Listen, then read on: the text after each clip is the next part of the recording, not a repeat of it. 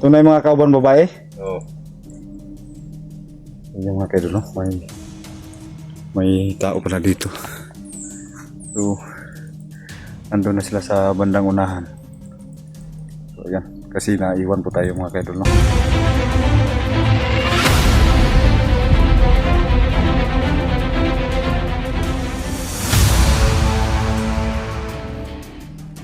Okay. Ano ba yan? May tao. Boss, mata na boss. Yagi to rin nagkabayo boss. Nahan. Tunay mga kauban babae. Oo. Yung mga kaidol, no? May tao pala dito. So, andun na sila sa bandang unahan. So, yan. Kasi naiwan po tayo mga kaidol, no? Tinanong tayo. Yan, may tao dun din sa kabila. Tao. Di mo nga ni diri boss? Siguro kung nangarap rin Karit og lubi. So nag-ano pala siya ng niyog mga kaidol. Ayan, yun yung karit. So parang ano rin siya dito mga kaidol. Tignan natin yung paligid. So wala kay kauban? Wala kang kasama? Wala. Ayan mga kaidol. May mga tauhan pa dito mga kaidol.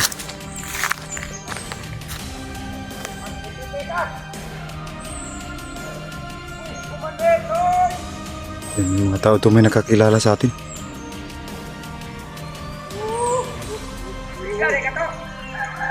May nakakilala sa atin dito mga kaidol. Tingnan natin baka bandido to.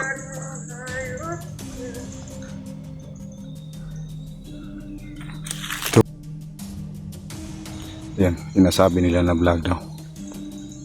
So di tayo dapat mangkumpiyansa mga kaidol.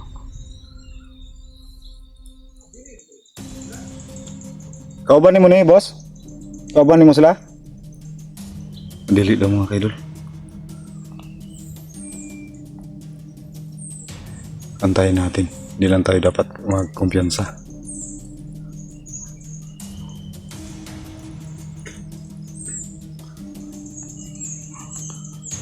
Yan.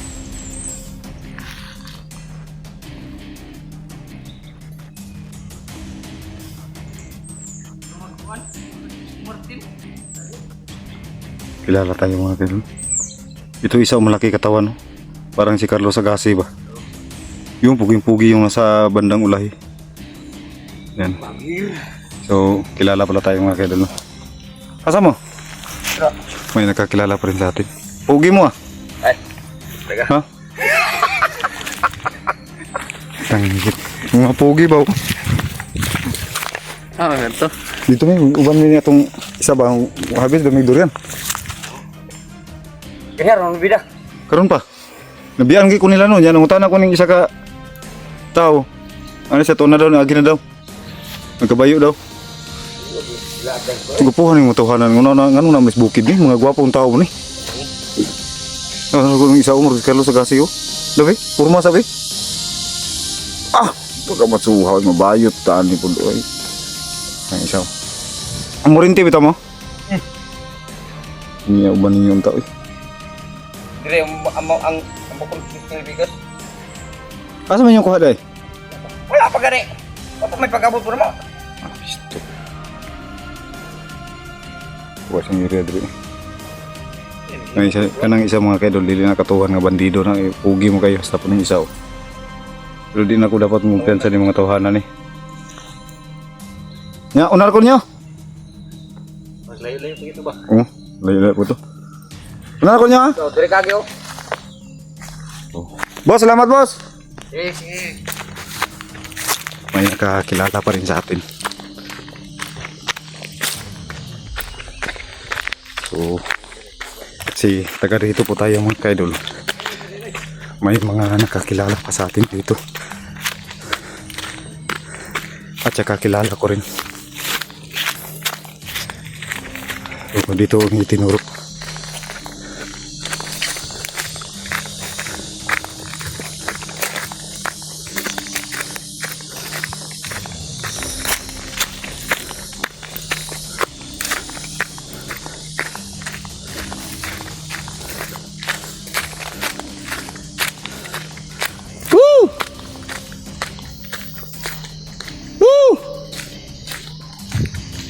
Oh, Magi, wala to.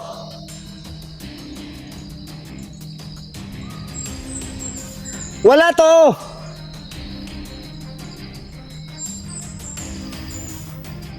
Ah! Patay na.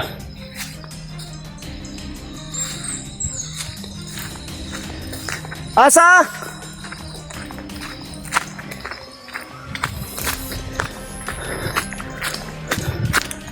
Dili sa ubos.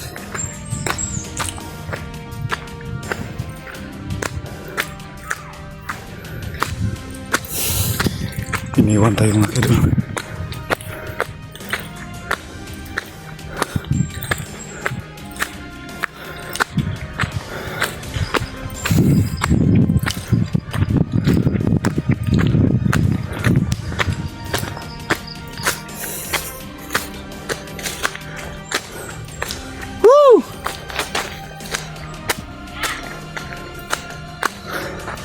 Munti ka na.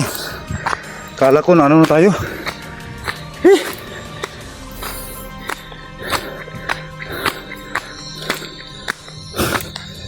Ah.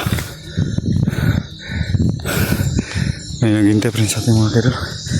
May ano na naman po doon.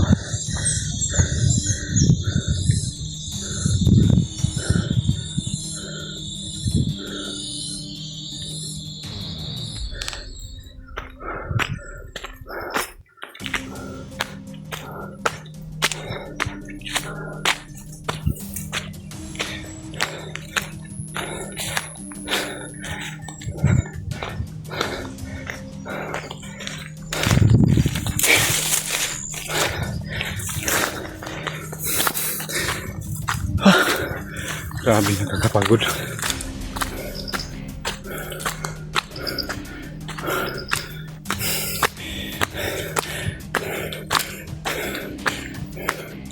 So hindi ko alam mga kaidol kung bakit kilala ko nung dalawa. So sinakayan ko lang sila mga kaidol, sinabayan ko lang para maanuhin ko sila yung mga kilos nila, kaya nakipag ano ako sa kanila. Grabe. 100% pinamugaran to ng bandido, kaya hindi lang sa pag-harvest yung ipinunta ko dito mga kaidol. Sa totoo lang, gusto kong malaman ang status ng lugar na to, kasi dating lugar namin to, kaya gusto kong malaman.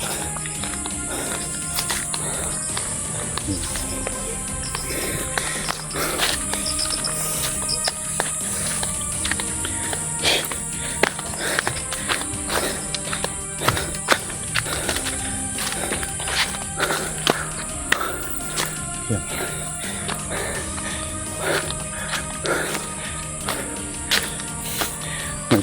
Nagtaka talaga akong magkadol sa dalawa.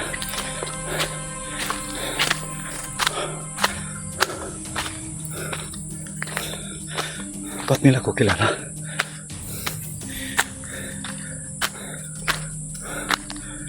Ano kayang may nakakakilala pa sa akin dito? Posible, kasi andito ako lumaki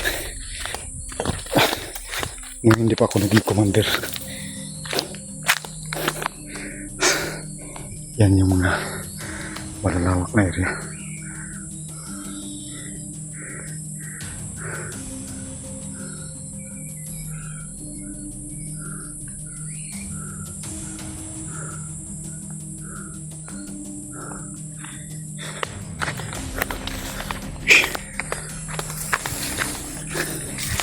Hindi ako dapat yun sa mga kadol. Aking lawak ng bundok. So ayan, bundok ng mga kaidol. Nagtaka ko bakit may mga tanglad na tanim dito. Ito ay bundok na, so may mga tanglad na tanim.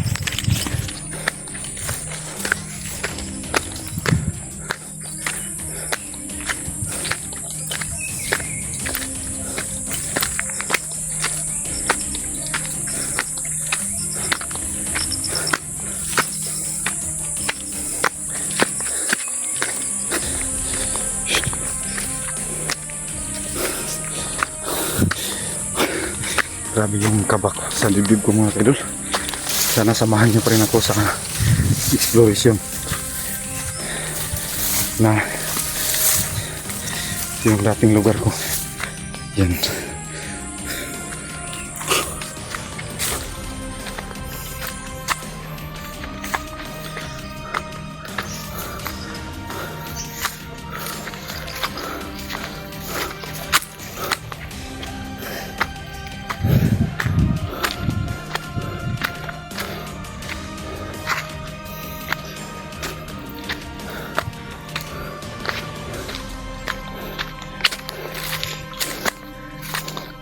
Pahinga muna ako saglit.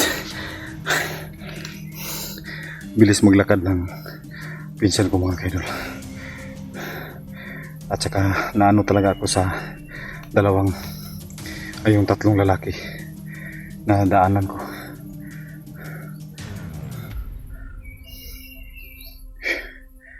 So, yan, patuloy tayo mga kaidol.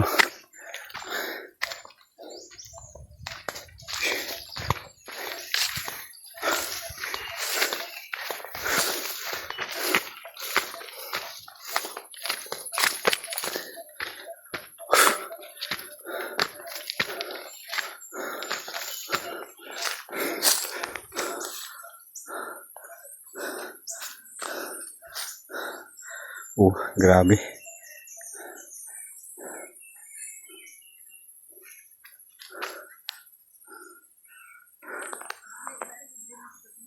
Andyan pa yung asawa ni pinsan mga kaidol.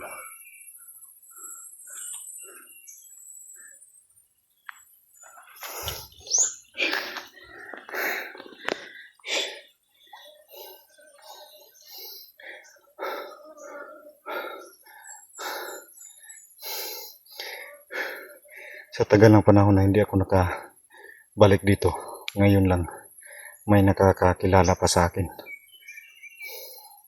At sinabayan ko lang yun mga kaidol kasi para hindi sila mag-ano sa akin. O baka pinasakay lang po nila tayo. Kaya yun ang ginawa ko. So, kailangan namin makapunta sa pagkukunan namin ng durian ng pinsan ko mga kaidol. No? So naiwan talaga ako mga kaidol kasi hirap na parang naano talaga ako sa akyat na ng bundok. Nakakapagod talaga mga kaidol. Grabe yung dito. So tinanong ko yung kaibigan ko kung kumusta na po yung lugar dito. So ang sabi niya okay daw. Pero hindi ako sigurado mga kaidol, hindi ako 100%. So kaya kahit pinsan ko yun, kailangan ko pa rin siyang pagmasiran o pag-anuhin yung mga kilos niya para malaman ko kung may sikreto ba siya wala. Kasi ang sabi niya sa akin, naging siya ng barangay. Naging barangay tanod siya mga kaidol. Pero anuhin pa rin natin siya, no? Hindi tayo dapat sobrang tiwala sa kanya kasi hindi natin alam yung buong katotohanan ng kanyang buhay ngayon. Kasi matagal na po kami hindi nagkasama. Ngayon lang po. So, kailangan yung iba yung pag-iingat para malaman natin kung ano ba talaga yung status ng buhay niya.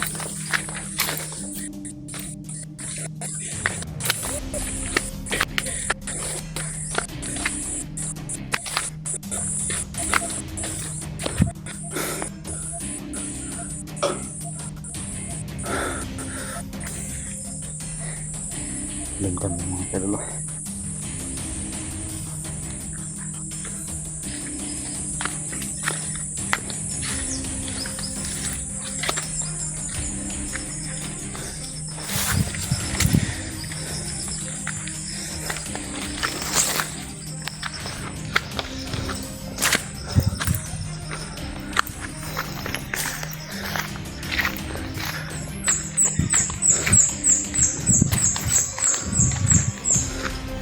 Ayan, dito sa tuktok ng bundok may nakita pa rin tayo malaking bahay.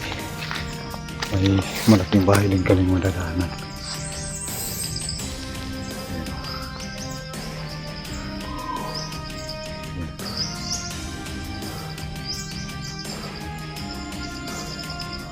So hanggang dito lang muna mga kaidol, no?